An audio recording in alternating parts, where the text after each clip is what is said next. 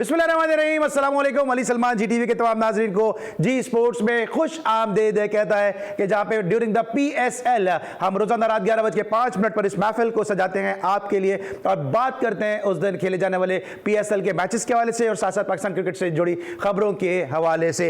लेकिन आपके इल्म में है कि आज PSL में कोई मैच नहीं खेला गया, तो आज हमारे पास पूरा मौका है कि आज हम बात करेंगे पाकिस्तान क्रिकेट के मामलात के हवाले से, कुछ दरूने खाना स्टोरीज के हवाले से और साथ साथ पाकिस्तान क्रिकेट में किस तरह से जो साजिशें होती हैं, जो रेशा दवानियां होती हैं कि जिसकी वजह से प्लेयर्स को भी बनाया जाता है, बिगाड़ा जाता है और साथ साथ किस तरह से किसी भी जो परफॉर्मर है उसको इन क्रिकेट के ऐवानों से दूर करने की साजिशें, कोशिशें और काविशें की जाती हैं। आज के शो में बहुत कुछ होगा। आज के शो में हो सकता है कुछ आपको जो है वो ऐसी स्टोरीज भी सुनने को मिले कि जो शायद इससे पहले आपने नहीं सुनी होंगी। आज हम डिस्कस करेंगे पाकिस्तान क्रिकेट के मामलात को और साथ साथ पाकिस्तान क्रिकेट बोर्ड ने अफगानिस्तान के खिलाफ सीरीज के लिए कोचिंग पैनल का ऐलान कर दिया है। अब्दुल रहमान जो डोमेस्टिक की सतह पर कोचिंग के फराइज अंजाम देते रहे, कई टीमों को उन्होंने कोच किया और कई टीमों को उन्होंने चैंपियन भी बनवाया, उनको शायद उनकी सलाहियतों का सिला दिया गया कोच बनाकर। और साथ साथ उमर गुल को बॉलिंग कंसल्टेंट और मोहम्मद यूसुफ को बैटिंग कंसल्टेंट मुकर्रर किया गया।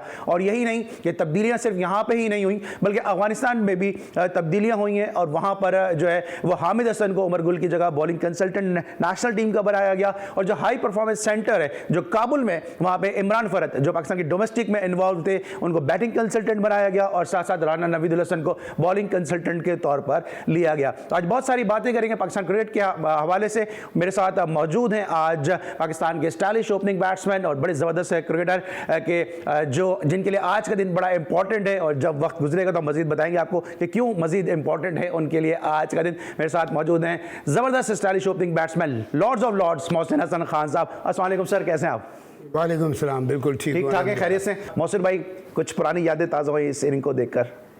जवानी याद दिला दी आपने। सर जवान तो आप माशाल्लाह अभी भी नहीं, अल्लाह का करम है जी। लेकिन मैं ये मोमेंट्स ऐसे हैं कि जो मैं इतना अल्लाह का जितना भी शुक्र अदा करूँ ना अली कम है। और आप जैसे लोगों की और सबके, मेरे माँ बाप की, भाई बहनों के साथ, और ख़ास तौर पे अली मैं एक बात में ज़रूर हमेशा मेंशन करता हूँ, जो आपको जानते भी नहीं, कभी आपसे मिलते नहीं, आपके साथ सारा वक्त गुजारते नहीं, अगर ऐसे लोग आपके लिए दुआएं कर रहे हैं तो ये कितनी अल्लाह की रहमत है कि अगर कोई आपका दोस्त भी है, कहीं आप मिलता नहीं ज़्यादा, या कोई ऐसा है जो आपको जानता भी नहीं लेकिन दुआएं कर रहा है, माँ बाप की, भाई बहनों की तो दुआएं हमेशा साथ होती हैं।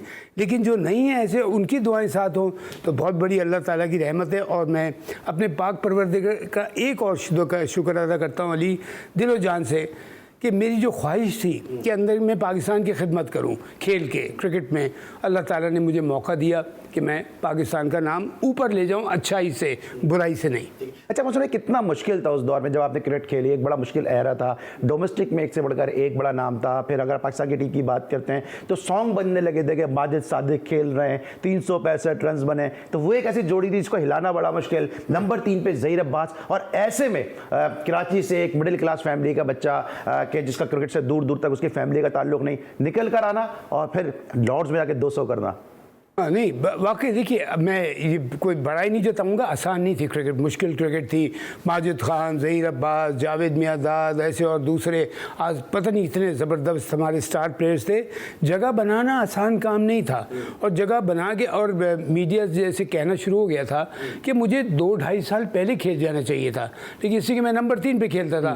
अब ज़हीर अब्बास नंबर 3 पे खेलते थे। Zaheer Abbas one of the greatest player batsman Pakistan has produce in the world, तो उनको रिप्लेस करना आसान नहीं था। लेकिन वो गए कैरी पैकर में, तो मुझे ओपन का वो एक अपॉर्चुनिटी मिली करने की कि इमरान ने बल्कि मुझसे कहा कि मोहसिन तुम ओपन करो, तुम फास्ट बॉलर को अच्छा खेलते हो। पहले मैच में 100 हो गया। तो आपकी एक बात को मैं ज़रूर, और इतना कंपटीशन होता था कि जगह को देखिए, एक तो जगह बनाना और फिर जगह को कायम रखना, ये भी बहुत बड़ी ज़रूरी चीज़ होती है। ये तो चांस तो मिल गया लेकिन उसको जगह को आप स्टेबलाइज करें। तो मैं बड़ा खुशकिस्मत हूँ कि मैंने माजिद खान, ज़हीर अब्बास जैसे ग्रेट प्लेयर्स के साथ खेला, और भी जिसके मैं बड़े नाम ले सकता हूँ, इसमें सरफराज नवाज़, इमरान खान, अब्दुल कादिर, जावेद मियाँदाद, ब्ला ब्ला ब्ला, कितने नाम लूँ मैं, इकबाल कासिम, ये ऐसे लोग। और यकीन कीजिए एक जो बड़ी अच्छी बात थी, आप इस बात को ज़रूर सेकंड करेंगे, आपके पास बहुत नॉलेज है, आपने देखा होगा कोई ऐसी हरकतें नहीं होती थी जिससे खुदा न खास्ता पाकिस्तान की इज़्ज़त को ठेस पहुँचे। तो ये चीज़ बड़ी इंपॉर्टेंट थी। और मैं एक और किस्मत वाला अपने आप को समझता हूँ।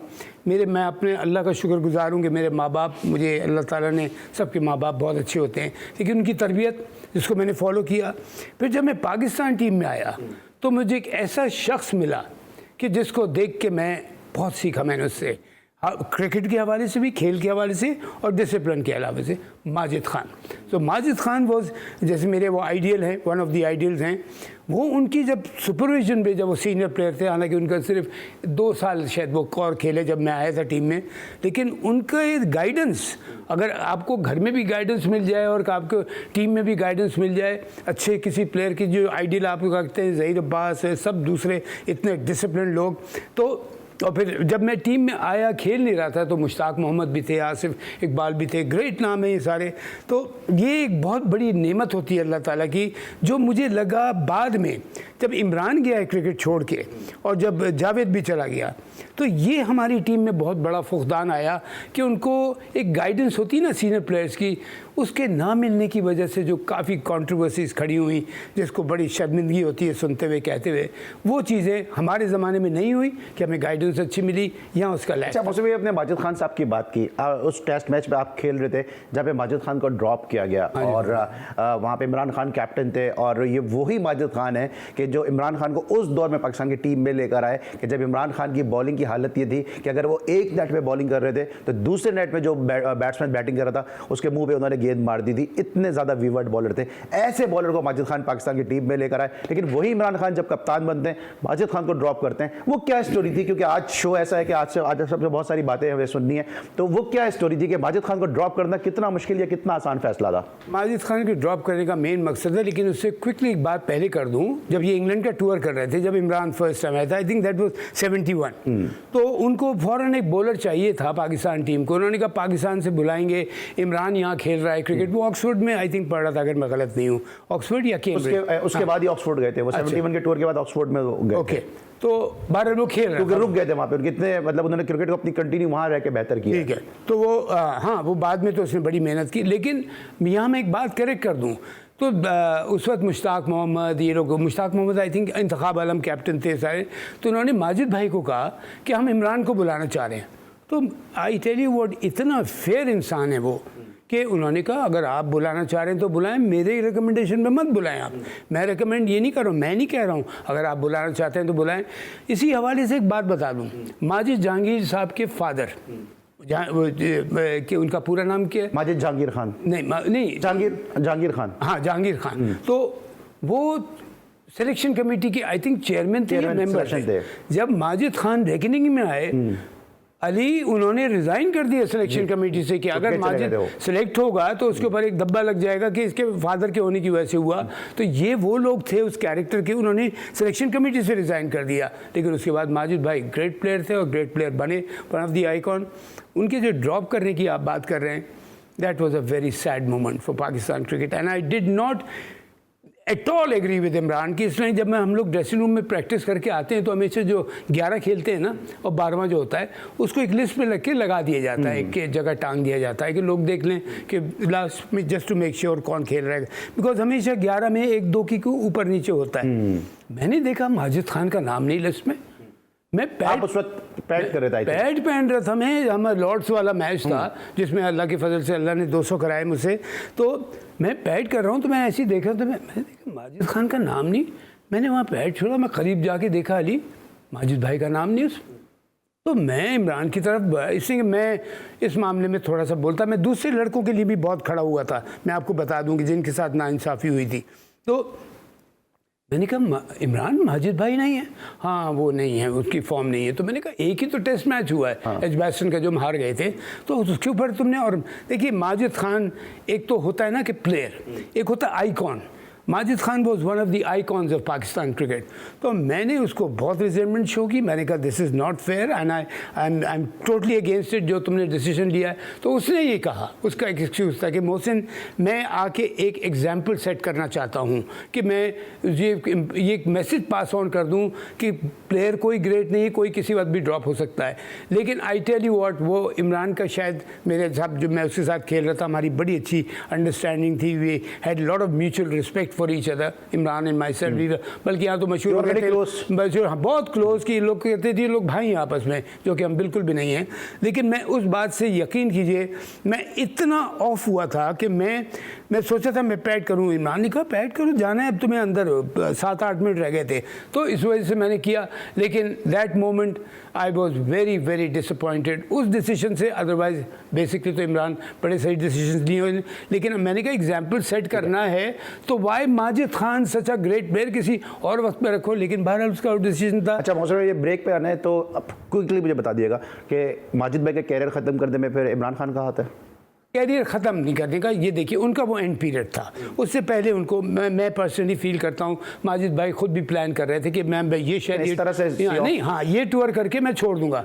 लेकिन इतना बड़ा नाम, अब जब आप उसको सी ऑफ करते हैं ना तो उसको बड़े अच्छे लेवल पे करना चाहिए, बिकॉज वो डिजर्व करते हैं। ठीक है। और आज पता चला कि मोहसिन भाई ने जो फिर गुस्सा है वो माजिद भाई को ड्रॉप करने का, वो इंग्लैंड के बॉलर पे उतारा और फिर 200 रन उन्होंने लॉर्ड्स में किए। ये तो हमने मोहसिन भाई के कैरियर की इब्तिदा की बात की। लेकिन फिर मोहसिन भाई आए पाकिस्तान क्रिकेट बोर्ड में, चेयरमैन सिलेक्शन कमेटी बने, उसके बाद कोच बने, और फिर कोच बनने के बाद इनके साथ क्या हुआ, किसने निकाला, इन्होंने छोड़ा, क्या हुआ, ये सब जानेंगे एक छोटे से ब्रेक के बाद।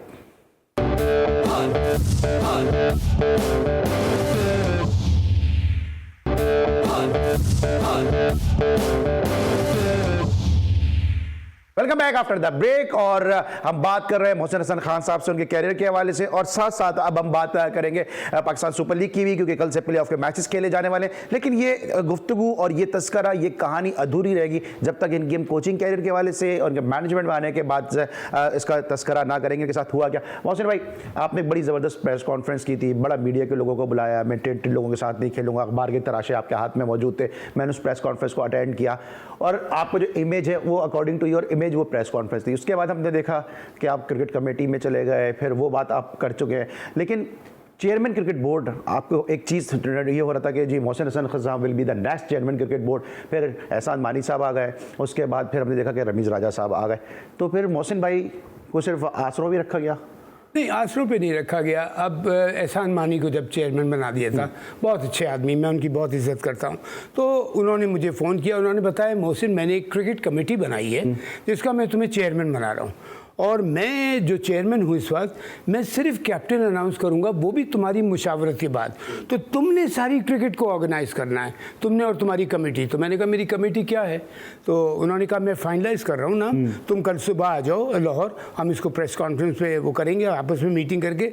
तो मैंने कहा सर मुझे बताइए है कौन मेरी टीम में, कमेटी में? तो उन्होंने कहा मुझसे मैं अभी गलत नाम नहीं कहीं बता दूं, अगर तुम कल आओ तो तुम कहो ये तो आपने मुझे कुछ और बताया था, यहाँ कुछ और है, तो मैं अभी फाइनलाइज़ कर रहा हूँ। आई थिंक दैट वाज 7:30 7:30 का टाइम था शाम का। कहना अभी तो मैं रात तक इसको फाइनलाइज़ करूँगा और कल बता दूंगा, लेकिन तुम चेयरमैन हो, ये बात मैंने कन्फर्म कर रहा हूँ, और 3 से 4 मेंबर होंगे तुम्हारे अच्छे टॉप के क्रिकेटर्स। तो सारी क्रिकेट तुमने रन करनी है, मैं सिर्फ कैप्टन अनाउंस करूँगा, वो भी तुम्हारी मशावरत से। तो मैंने कहा ठीक है, दैट्स गुड इनफ। मुझे देखिए चेयरमैन के ओहदे की इतनी वो नहीं थी, मुझे था कि मैं क्रिकेट हाँ रन करेंगे बड़ी अच्छी तरह। और फिर Imran as a prime minister आने के बाद जो ऑटोमेटिकली पेट्रन इन चीफ बन जाता है, तो इससे अच्छी बात और क्या होती कि इमरान जैसे कैलिबर का क्रिकेटर वो पेट्रन इन चीफ हो, और फिर मैं साथ उसमें कर रहा हूँ। तो लेकिन जब मैं वहाँ पहुँचा तो उसमें अपना मिसबा था और उर्ज मुमताज़ थी, और वो एक प्लेयर था, उसको साथ तो मैं काम करता है, जैसे कि आपको पता है टेंटेड प्लेयर्स के साथ मैं बिल्कुल काम नहीं करता। मैंने उससे पहले 5 साल, यकीन कीजिए पिछला जो उससे पहले बोर्ड था ये एहसान मानी से पहले 5 साल उन्होंने कम से कम मुझे 8-10 दफ़ा अप्रोच किया कि मैंने कहा सर मैं इन लोगों के साथ काम नहीं करूँगा, इसलिए मैंने इज़्ज़त से पाकिस्तान की खिदमत की है, जिसमें भी काम किया इज़्ज़त से किया है, इसलिए मैं इनके साथ काम नहीं करूँगा। फिर उन्होंने कहा अच्छा ठीक है, फॉर नेशनल इंटरेस्ट मुझे 15-20 दिन दे दो, मैं इन्वेस्टिगेट करवा लेता हूँ। तो उसके बाद मैंने कहा ठीक है आप करवाइए। मुझे पता था कि क्या है वर्डिक्ट, बिकॉज वर्डिक्ट आ चुका है अली। देखिए ना, एक तो है किसी के ऊपर इल्ज़ाम होता है और एक होता है कि वो प्रूवन। तो और वो वर्डिक्ट भी आ गया था और उसमें 3 जजेस थे। सबसे बड़ा जस्टिस क़य्यूम थे, फिर जस्टिस भंडारी थे और एक आप पता नहीं उनका मुझे श्योर नहीं है, लेकिन 2 का तो श्योर हूँ। तो और माजिद खान ने, जो कि आई थिंक अगर क्रिकेट में किसी को कहा जाए ना कि अगर पाकिस्तान का सही स्पोर्ट्समैन कौन, नीट क्लीन हर तरह, हर रियाज से रेपुटेशन खेल वाइज भी, तो माजिद भाई ने उनको बनाया था कि मैं आपको 1 मैन ज्यूरी बना रहा हूँ कि आपको कोई इंटरफेयर करके आपको डिस्टर्ब ना करे, मुझे इनके खिलाफ अगर ये गिल्टी हैं तो एक्शन चाहिए। उन्होंने एक्शन लिया, उन्होंने कहा, और बल्कि जस्टिस क़य्यूम को मैंने एक लाइन पे लिया था, मैं एक और चैनल के लिए कर रहा था, तो मैंने कहा जस्टिस क़य्यूम को लीजिए, मैं और कंफर्म कर रहा हूँ। इसलिए कि अली, मैं जो बात, फॉर एग्जांपल मैं किसी के लिए अगर कोई बात कहूँगा तो जब तक मेरे पास प्रूफ नहीं होगा मैं नहीं कहूँगा, जो कि प्रूफ आ चुका था। उस प्रोग्राम में भी मैंने कहा कि जी आप बताइए, आपका लास्ट जो क्लॉज है वो ये था कि पाकिस्तान क्रिकेट बोर्ड का कोई हिस्सा नहीं बनेंगे और नेशनल टीम का कोई हिस्सा नहीं बनेंगे। उन्होंने कहा बिल्कुल, और कहा बेटा मोहसिन, मैं तुम्हें एक और बात बता दूं, अल्लाह उनको जन्नत नसीब करे, अब वो नहीं है इस दुनिया में। ये उन्होंने कहा कि मुझे कहा गया कि इनके ऊपर ज़रा हल्का हाथ रखना, तो हल्का हाथ रखने के बाद मैंने किया कि ऐसे 2, 2.5-3 लाख रुपए तो फ़ाइन किया, जो कि कुछ भी नहीं है। लेकिन ये कहा कि पाकिस्तान PCB का ये कोई हिस्सा नहीं बनेंगे इन फ्यूचर, और क्या कहते हैं, नेशनल टीम का कोई हिस्सा नहीं बनेंगे। लेकिन उसके बाद मैंने देखा ये बने जा रहे हैं, उसमें सारा कुछ हो रहा है। तो मैंने एहसान मानी से कहा, आई एम सॉरी, मैं इस तरह मैं काम नहीं करूँगा। तो उन्होंने कहा अच्छा मुझे 15-20 दिन दे दो जो नेशनल इंटरेस्ट के लिए। नई गवर्नमेंट आई थी, नया क्रिकेट बोर्ड आया था, मैं कहा जी नेशनल इंटरेस्ट के लिए ठीक है, लेकिन मैं इनके साथ काम नहीं करूँगा, मैं आपको बता रहा हूँ। कुछ 15-20 दिन हो गए, 25 दिन, 30 दिन, 40 दिन गुजर गए। मैंने कहा एहसान मानी साहब, अगर आप ये इसके ऊपर एक्शन लीजिए, अदरवाइज़ मैं रिज़ाइन कर रहा हूँ। तो उन्होंने कहा नहीं। खैर वो उठ के, मैं इस्लामाबाद वर्ल्ड कप कवर कर रहा था चैनल के लिए, तो वहीं आ गए। तो आके उसने कहा कि वो कुछ थोड़ी सी वो है, ये है, मजबूरी है, कुछ प्रॉब्लम है, मुझे कहा गया है कि मैं इसके ऊपर बात ना करूं। मैं कहा देखिए मेरी बात से, और एक बात मैंने कही थी, एहसान मानी बहुत डिग्निफाइड इंसान है, मैं उनकी बहुत इज़्ज़त करता हूँ। मैंने कहा एहसान मानी साहब, मैं एक बात बताइए, मैं आपसे झूठ बोल लूँगा, मैं मीडिया से झूठ बोलूँगा, मैं अपने अल्लाह से कैसे झूठ बोलूँगा? जब पता है कि मैंने प्रूवन गिल्टी हैं ये लोग और इनके खिलाफ, इनके साथ मैंने काम नहीं करना। और अली, मैं तौबा नाउज़ुबिल्लाह, मैं या हमारे एरा में कोई फरिश्ते नहीं थे हम लोग, बिल्कुल फरिश्ते नहीं थे, लेकिन ऐसी कोई हरकत कभी हमने नहीं की। मैं कल भी एक साहब से मेरी बात हो रही थी मोहसिन भाई, सॉरी टू से मैं इंटरप्ट कर रहा हूँ, यही बात थी कि इनके एरा के जो क्रिकेटर थे वो जो भी करते थे वो अपनी जाती हैसियत में करते थे, वो पाकिस्तान को उन्होंने कभी इस तरह का नुकसान नहीं पहुंचाया। जो भी आपके थे वो आप जाने, आपका अल्लाह जाने, जो आप लोगों ने किया उसकी आपने माफ़ी मांगी नहीं आई। लेकिन आप जिन प्लेयर की बात करें, उन्होंने कभी आपसे बात करने की कोशिश की कि आप ही उनको लेकर आए पाकिस्तान क्रिकेट में और आप ही उनके फिर अगेंस्ट हो गए? उन्होंने आपसे इस दौरान बात करने की कोशिश की? नहीं, क्या बात करेंगे, बिकॉज एक प्रूवन है। अब उनको अगर किसी ने बचा लिया है उल्टी सीधी तरीके से, और मुझे इतना अफसोस होता है देख के। जैसे मैं एक बात क्विकली रिपीट करूंगा, मैं क्या कहता हूँ, इंडिया ने 3 अजहरुद्दीन जडेजा, प्रभाकर को लाइव बैन किया, उनकी नेशनल क्रिकेट से करप्शन ख़त्म। ऑस्ट्रेलिया ने अपने प्लेयर्स को बैन किया, उधर से नेशनल क्रिकेट ख़त्म। साउथ अफ्रीका ने हांसी क्रॉनिया, जो उनका सुपरस्टार कैप्टन, उसको लाइव बैन किया। एक डिसीजन लेना होता है, सब कुछ ठीक हो जाता है। और उस वक्त मैं यही कह रहा था कि मेरी वजह से नहीं, for the sake of the nation आप एक तगड़ा डिसीजन ले लें, ज़िंदगी भर हमारी क्रिकेट साफ़ हो जाएगी। और नहीं लिया गया, क्या हुआ? लॉर्ड्स का फियास्को याद है आपको, जिसमें आमिर और वो जो 2 लड़के सलमान आसिफ, और जिसमें सलमान का मुझे बड़ा अफसोस हुआ था। फिर उसके बाद PSL में भी हो गया। तो आपने पहला एक्शन नहीं लिया। उन दूसरे ममालिक में वक्त कम है, क्योंकि आपके पास इतनी सारी माशाल्लाह बातें हैं कि प्रोग्राम का दौरान ये थोड़ा सा कम है, इसी वजह से आप क्रिकेट बोर्ड के चेयरमैन नहीं बने और आपको कहा गया कि चेयरमैन क्रिकेट बोर्ड बनाएंगे, और शायद इसी लॉबी ने आपको आने नहीं दिया। नहीं, देखिए वो बात की बात थी कि जब वो तो बात, जब आपको पता है, जब मैं कोच था, हेड कोच था, तो उसके जो अल्लाह ताला ने उसमें कामयाबियां दी। टीम, आपको पता है, आप जितने भी क्रिकेट, आप तो खैर रिलीजियसली फॉलो करते हो क्रिकेट को, जितने शौकीन भी होते हैं, सब ये देखते थे कि क्या हो रहा है टीम के साथ। ना परफॉर्मेंस है, डिसिप्लिन 3rd क्लास, कोई यूनिटी नहीं टीम में। वो अल्लाह के फजल से मुझे एजाज भट्ट ने जब बनाया हेड कोच, तो उसके बाद टीम का रिजल्ट ही कुछ और था। वहाँ जाके उन्होंने जो चीज़ें ख़राब की, जिसमें कुछ लोग इन्वॉल्व थे। अब मैं अली, मैं ऑनेस्टली मैं आपको बता रहा हूँ कि मेरे दिल में उनके लिए कोई जगह सिर्फ एक वजह से नहीं है कि उन्होंने पाकिस्तान क्रिकेट को नुकसान पहुँचाया, चाहे वो मैं हूँ या किसी के भी उसके, कि इन्होंने मेरिट पे लोगों को नहीं आने दिया। अभी भी मैं हमेशा एक बात वो करता हूँ, अभी उसमें आएंगे हम बाद में, जो अभी टीम सेलेक्ट हुई है, मुझे एक बात की बड़ी खुशी है कि इसमें बड़ी अच्छी सिलेक्शन की है, और नॉट ऑल टुगेदर, लेकिन बहुत सारा है। देखिए, ये मामला है पाकिस्तान का, चाहे वो क्रिकेट की फील्ड हो, चाहे जैसे मैं कहता हूँ don't play with Pakistan, play for Pakistan. And not only cricket, in every field Pakistan की इज़्ज़त का हमें ख्याल रखना है, क्योंकि पाकिस्तान हमारी माँ की तरह है, और इसकी इज़्ज़त अगर नहीं होगी तो फिर हमारी भी कोई इज़्ज़त नहीं होगी। मोहसिन भाई से हम जरूर जानेंगे कि चेयरमैन क्रिकेट बोर्ड क्यों नहीं लगे, क्विकली इनसे जानेंगे कि हम चेयरमैन क्रिकेट बोर्ड जो है वो क्यों नहीं लग सके। लेकिन इस वक्त हम लेंगे ब्रेक, और ब्रेक के बाद वापस आएंगे, जरा इस गुफ्तगू को, इस स्टोरी को यहीं से कंटिन्यू करेंगे। मिलते हैं एक ब्रेक के बाद।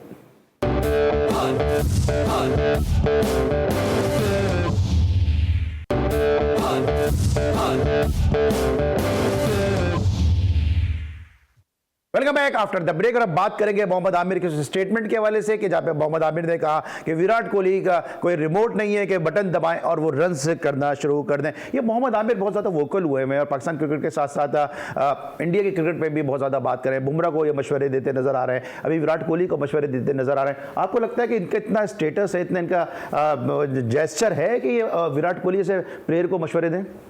नहीं, बिल्कुल भी नहीं। आपने बड़ी अच्छी तरह उसको कह दिया, आपने जवाब दे दिया। लेकिन देखिए, पहली बात तो इसके आमिर के साथ बहुत टैलेंटेड लड़का है, शुरू से बहुत है या था? है या था? हाँ, तो इससे कि उसने ख़राब किया अपनी हैबिट। देखिए, रेपुटेशन बड़ा काउंट करती है। अगर आप, मैंने जैसे हमेशा आपसे कहा ना कि अगर मैं ग्रेट प्लेयर हूँ, मेरा डिसिप्लिन ख़राब है, मैं ज़ीरो हूँ, लिटरली मैं ज़ीरो हूँ, बिकॉज अपने मुल्क का नाम आप नीचे कर रहे हैं। तो यहाँ आमिर की वजह से ये प्रॉब्लम है, उसकी हैबिट्स की वजह से, उसके जो डिसिप्लिन को जो उसने बहुत वो किया है। और फिर आपका ये स्टेचर नहीं है कि आप इस तरह के बयानात दें। अब इन लोगों की एक और बात है, वो आपने मिसाल सुनी है, बदनाम होंगे तो क्या नाम नहीं होगा। ये अब जब मैं कोच था तो मैं उनको कहता था, देखो बेटा, याद रखो, बदनाम होंगे तो नाम नहीं होगा, इस पर कभी मत जाना।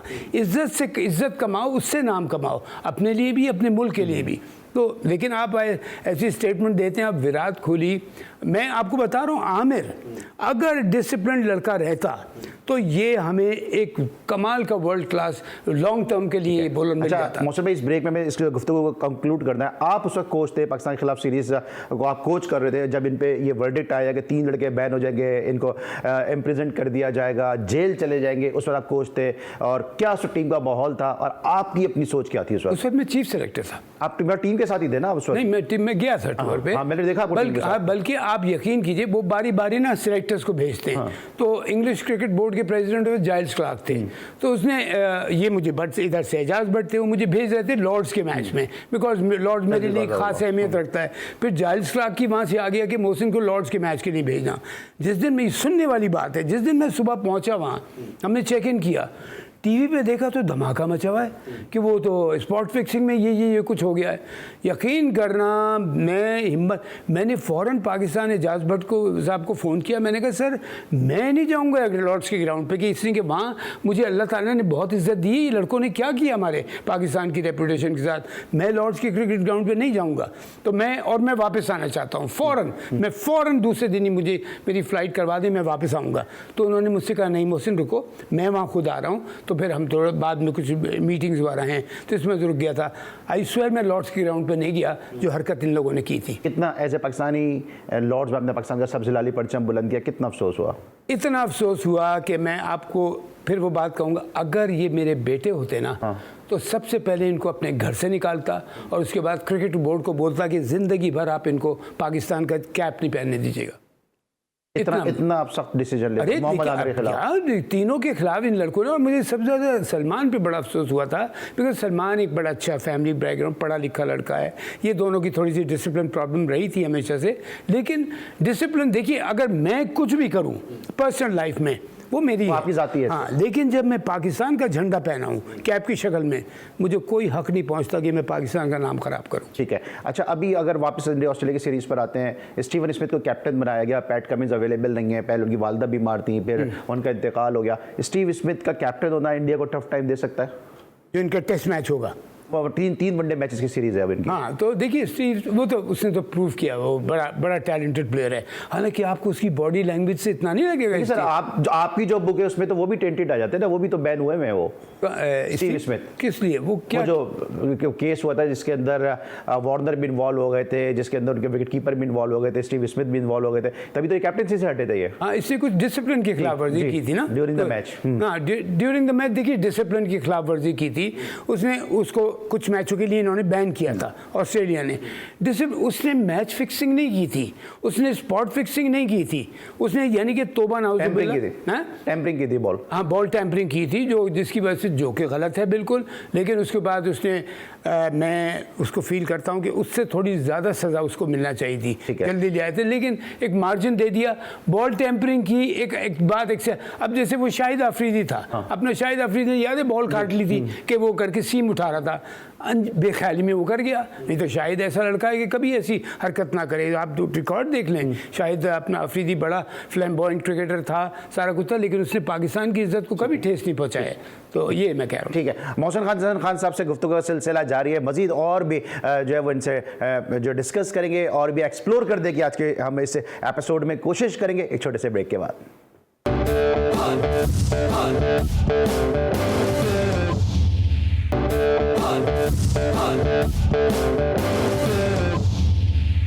Welcome back after the break. हम बात कर रहे हैं मोहसिन हसन खान साहब से, इनके कैरियर के हवाले से, पाकिस्तान क्रिकेट के मामलात के हवाले से। लेकिन ये सवाल वो रह गया कि मोहसिन हसन खान साहब के जब अंडर 19 टीमों को उन्होंने कोच किया, पाकिस्तान ए टीमों को उन्होंने कोच किया, RGM भी रहे, चीफ सेलेक्टर भी रहे पाकिस्तान की टीम के साथ, बड़े ज़बरदस्त कंसिस्टेंसी के साथ परफॉर्मेंस देने वाले कोच रहे, तो तमाम बॉक्सेस ये टिक कर रहे थे, लेकिन चेयरमैन क्रिकेट बोर्ड क्यों नहीं बन सके सर आप?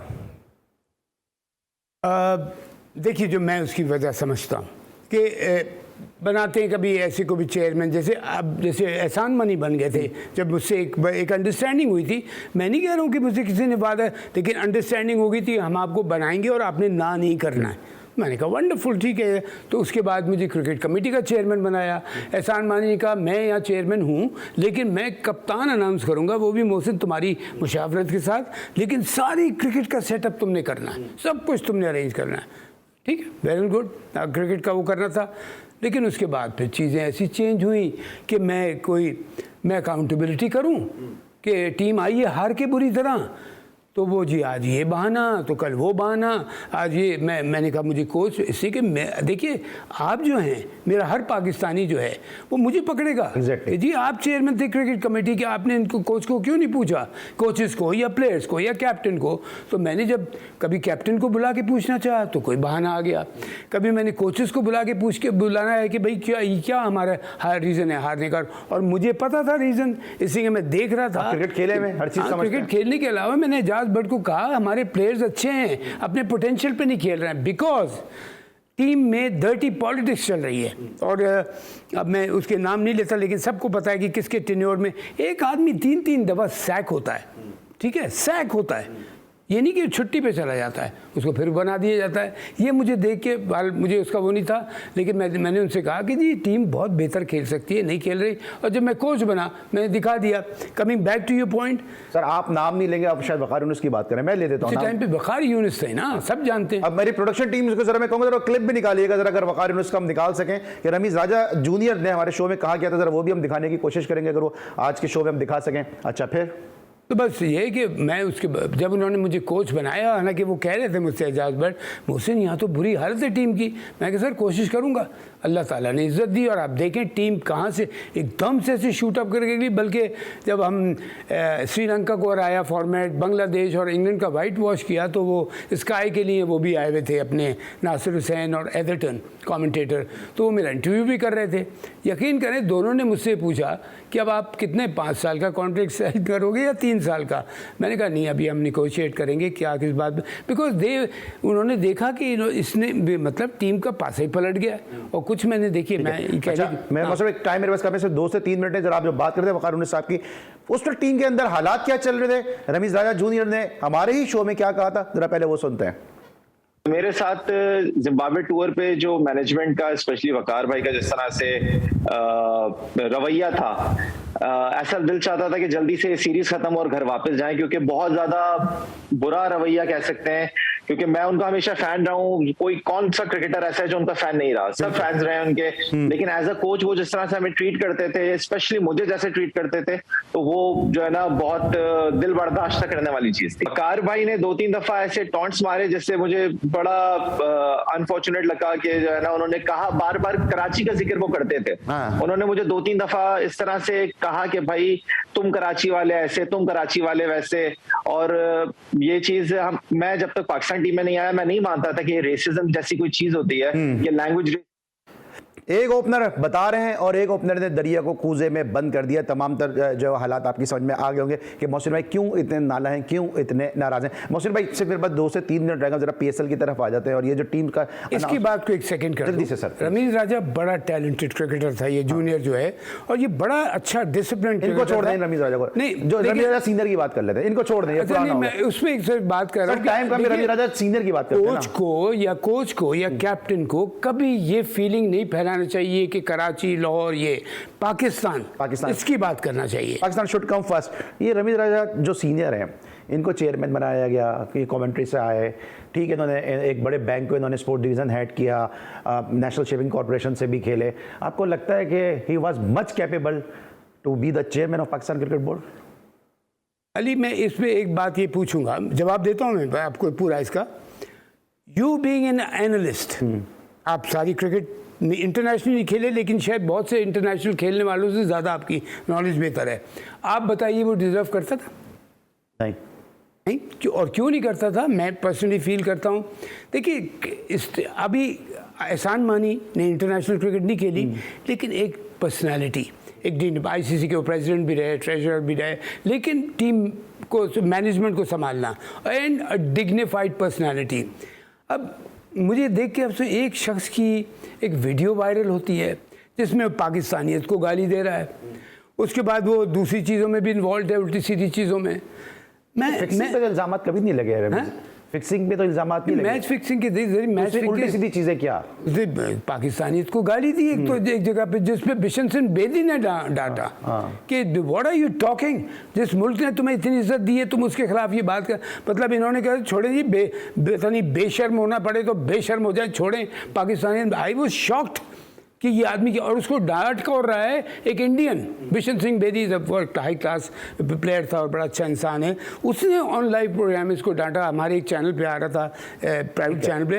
तो आई मीन आप देखें तो आप क्राइटेरिया देखिए, जब भी आप किसी को हेड बनाते हैं, जिसमें मैं ये चाहे क्रिकेट बोर्ड का चेयरमैन हो या हेड कोच हो या चीफ सेलेक्टर हो या जो भी, हेड एक एग्जाम्पल बनता है सबके लिए। सर 1 मिनट है मेरे पास, सिर्फ हेड एक एग्जाम्पल बनते हैं। एग्जाम्पल बनने तो है ना, उन्होंने ब्लड प्रूफ गाड़ी वाड़ी ली, उन्होंने पूरे लग्जरियस लाइफ एंजॉय किए, एग्जाम्पल सेट तो किए। अब देखिए, अब बुलेट प्रूफ गाड़ी लेना और ये करना, I mean what are you making a joke of Pakistan cricket. आपने पाकिस्तान क्रिकेट जिसको आज भी जो बाहर के ममालिक हैं, ख़ासतौर पे ऑस्ट्रेलिया, इंग्लैंड, न्यूजीलैंड, बड़े ममालिक की बात कर रहा हूँ, इवन इंडिया, से ये क्या है भाई मुल्क, क्या टैलेंट निकल के आता है यहाँ पे, बग़ैर कोचिंग, बग़ैर नर्सिंग, बग़ैर उसके एक से ग्रेट प्लेयर्स उठा के देख लें, बैट्समैन, बॉलर, विकेट कीपर, क्या क्या हमने नहीं पैदा किया। उसके बाद ये कुछ लड़के हैं, कुछ लोग हैं जिन्होंने पूरा, वो होता क्या है, टीम में एक लड़का खराब होना तो 11 के 11। मैं क्या समझू कि रमीज राजा का लेवल नहीं था कि वो चेयरमैन क्रिकेट बोर्ड बने?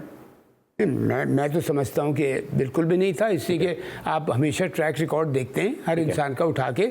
अब मैं फॉर एग्जांपल किसी चीज़ का अहल नहीं हूँ और आप मुझे उसका वो हेड बना दें तो कसूर किसका? आपका हुआ ना, तो बनाया किसने? ठीक है, लेकिन मोहसिन भाई थोड़ा सा मूड अपना सही करें, क्योंकि मुझे वाइंड अप की तरफ जाना है। आज 15 मार्च जो है वो शुरू हो चुकी है और 15 मार्च हमारे हीरो की जो बर्थडे भी होती है। हम अपने चैनल के तवज्जुद से, अपने मैनेजमेंट के तवज्जुद से और अपने तमाम व्यूअर्स के तवज्जुद से, अपने पूरा प्रोडक्शन स्टाफ है, मेरा कैमरामैन, सबकी जानिब से मोहसिन भाई आपको हैप्पी बर्थडे टू यू कहते हैं और अल्लाह ताला आपको इसी तरह सेहत दे, सलामती दे, तंदुरुस्ती के साथ आपका साया सलामत रखे। इसी तरह पाकिस्तान की खिदमत करते रहे, पाकिस्तान का सबसे लाली परचम बुलंद करते रहे, न सिर्फ लॉर्ड्स के मैदानों पे बल्कि दुनिया भर के ऐवानों में। इंशाल्लाह कल रात फिर मुलाकात होगी। अली सलमान को इजाजत दीजिए, अपना बहुत ख्याल रखिए, अल्लाह हाफिज।